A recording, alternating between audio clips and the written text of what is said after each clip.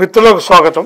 Electoral bonds scam kit ఫ్రో కో supreme court తీర్పు కారణం మొత్తం బయటపడింది. ఎన్ని వేల కోట్లు ఏ పార్టీకి వచ్చినాయి? అత్యధికంగా బీజేపీ పార్టీకి నిధులు వేల కోట్లు, సుమారు 8,000 కోట్ల పైగా వచ్చింది. దానికోసం టెండర్లు ఇవ్వటం, లైసెన్సులు ఇవ్వటం, కాంట్రాక్ట్లు ఇవ్వటం, లేకపోతే ఈడీ కేసుల్ని విత్డ్రా చేయటం, సిబిఐ కేసులు విత్డ్రా చేయటం, ఐటీ కేసులు విత్డ్రా చేయటం, లేదా పెండింగ్ లో పెట్టడం, ఏ కేసులు లేకపోతే వీళ్ళందరినీ పంపించి ఈడీని, ఐటీని, సిబిఐని పంపించి బెదిరించి ఫండ్స్ తీసుకుంటాం.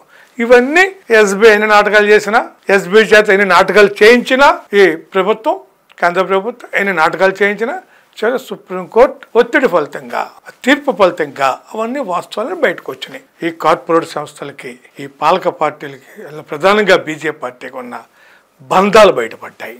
అది 8,000 కోట్ల రూపాయల అవినీతి సొమ్ము, అదంతా బయటకు వచ్చింది. ఎందుకంటే పెద్ద అవినీతి ఇంకోటి ఉంది, అదే పిఎం కేర్స్ ఫండ్ అనేది. కోవిడ్ కాలంలో కోవిడ్ మహమ్మారిని కూడా డబ్బులుగా మార్చుకోవడానికి, అవినీతినిగా మార్చుకోవడానికి పిఎం కేర్స్ ఫండ్స్ నిధిని ఏర్పాటు చేసి దాని ద్వారా విపరీత ఫండ్స్ సేకరించడం జరిగింది. ఆ పిఎం కేర్ ఫండ్స్ ఏమన్నారు, ఇది ప్రైవేట్ ట్రస్ట్, లేక ఆర్టీఐ ప్రకారం ఎవరికి చెప్పాల్సిన అవసరం లేదు, ప్రజలు చెప్పాల్సిన అవసరం లేదు, ప్రభుత్వానికి చెప్పాల్సిన అవసరం లేదు, ఎవరికి చెప్పాల్సిన లేదు, టోటల్లీ ప్రైవేట్ సంస్థ అని చెప్పేసి అట్లా సుప్రీంకోర్టు కూడా గతంలో అదే తీర్పిచ్చింది. కానీ మనం సీరియస్గా ఆలోచించాలా. దాని పేరేంటి? PM cares fund. అంటే అందులో ప్రధానమంత్రి యొక్క పేరు, ప్రధానమంత్రి యొక్క పదవి యొక్క పేరు అక్కడ ఉంది. ప్రధాని యొక్క ఫండ్స్. ప్రధాని ఎవరు? ఈ దేశ ప్రజల చేత ఎన్నుకోబడ్డ ఈ దేశ పాలకుడు ప్రధాని.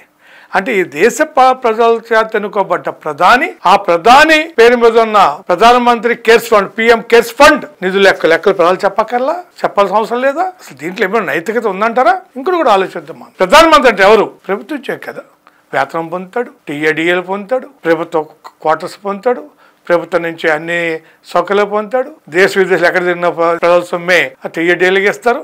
మొత్తం ఆయనకి అయిన దేశ విదేశాలు ఎక్కడ తిరిగినా ఏం చేసినా ఇంత కూడా వేతల రూపంలో, అలవెన్స్ రూపంలో, రకరకాల రూపంలో అని ప్రభుత్వ సొమ్ము చెల్లిస్తారు.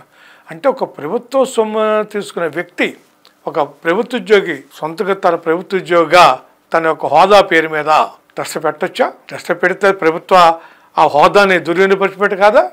ఆ ప్రభుత్వ హోదాతోటి ఆయన ఆ నిధులు వసూలు చేసినట్టు కాదా? అంటే ప్రధానమంత్రిగా తన నిధులు వసూలు చేసుకుంటే ఆ లెక్కలు ప్రజలు చెప్పిన అవసరం లేదా? ప్రజలు చేనుకోబడ్డ ప్రధాని, ఆ ప్రధాని యొక్క హోదా పేరుతోటి నిధులు సంపాదిస్తూ ట్రస్ట్ పెట్టి అది ప్రజలకు లెక్క చెప్పాల్సిన అవసరం లేదా? 14,000 కోట్ల రూపాయలు వసూలు చేశారు. అవి 14,000 కోట్ల రూపాయలు ఎవరు ఇచ్చారు? ఎక్కడి నుంచి వసూలు చేశారు? ఏం చేశారు? ఎవరికి ఖర్చు పెట్టారు? ఇంతవరకు అంత రహస్యమే. అంత రహస్యం ఎందుకు? ఆ పిఎం కేర్స్ ఫండ్స్ సందలించిన వాళ్ళు ఎవరున్నారు? ప్రభుత్వం సంస్థలు ఉన్నాయి, పబ్లిక్ సెక్టర్ సంస్థలు ఉన్నాయి, ప్రభుత్వ శాఖలు ఉన్నాయి, అలాగే బ్యాంకింగ్ సెక్టర్, ఇన్సూరెన్స్ సెక్టర్, ఇలాగా ప్రభుత్వం రంగ సంస్థలు, ప్రభుత్వ శాఖలు, ప్రైవేట్ రంగ సంస్థలు అందరూ కూడా దానికి పిఎం కేర్ ఫండ్స్కి ఇచ్చారు. అంటే ప్రధాని తన హోదా పేరు పెట్టుకున్న ఫండ్స్ని లెక్కలు ప్రజలకు చెప్పాల్సిన అవసరం చెప్పడం అంటే, ఎందుకంటే కేంద్ర సిసిఎస్ కాంట్రాక్టర్స్ ఉన్నాయి. అంటే కేంద్ర ప్రభుత్వ ఉద్యోగులు, కానీ కేంద్ర ప్రభుత్వం నుంచి వేతనంగా పొందుతున్న వ్యక్తులు ఎవరికైనా సరే ఇక్కడ కాంట్రాక్టర్స్ ఉంటాయి. ఏంటి సిసిఏ 1965 కాంట్రాక్టర్స్ ఏం చెప్తున్నాయి? 20,000కి మించి స్థిరాస్తి అమ్మినా కూడా ప్రభుత్వ పర్మిషన్ కావాలి. అంటే గతంలో 250 రూపాయలు మించి ఒకరికి గిఫ్ట్ ఇచ్చినా, వేరే ఒకరి నుంచి గిఫ్ట్ తీసుకున్నా, ఏదైనా ఫంక్షన్ సందర్భంలో ప్రభుత్వ అనుమతి కావాలా? ఏవేమి ఇన్ని రూల్స్ ఉండగా ప్రధానమంత్రికి ఏం వర్తించమాట? ప్రధానమంత్రి తన హోదా పేరుతోటి 1,000 కోట్లు ఫండ్స్ వసూలు చేసుకుంటాడట. దానికి ప్రజలకు సంబంధం అంటే, దానికి ప్రభుత్వం సంబంధం లేదంట, అది ప్రజలు చెప్పక్కర్లేదట. ఎందుకంటే దుర్మార్గమైన అవినీతి కానీ స్కామ్ కానీ ఉంటుందా? ఎలక్ట్రల్ బాండ్స్ స్కామ్ ఎలా అయితే బయటపడిందో, అందులో విషయాలన్నీ దుర్మార్గం, అవినీతి, రాజకీయ అవినీతి ఎట్లా బయటపడిందో, ఈ పిఎం కేర్ ఫండ్స్ విషయాలు కూడా బయట పెట్టాలా? దీని గురించి రాజ్యాంగ సంస్థలు కృషి చేయాలా? రాజ్యాంగ దిశగా పనిచేయాలా? కోర్టుల విధంగా తగిన ఈ ఎలక్ట్రల్ బాండ్స్ విధంగా వీరి విషయాలు ఏ విధంగా అయితే స్పందించి తీర్పు ఇచ్చాయో, ఎలక్ట్రల్ బాండ్స్ కూడా ఒకసారి పునరాలోచించాలా?